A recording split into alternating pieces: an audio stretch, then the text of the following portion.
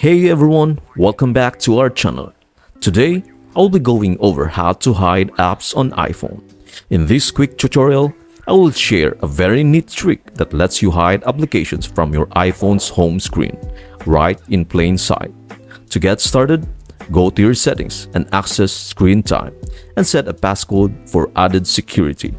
Once inside content and privacy restrictions, you have the power to choose which applications to allow or hide. Additionally, you can set age restrictions on certain apps, effectively concealing them from view. When you wish to bring the hidden apps back, simply enter the passcode and allow all apps again.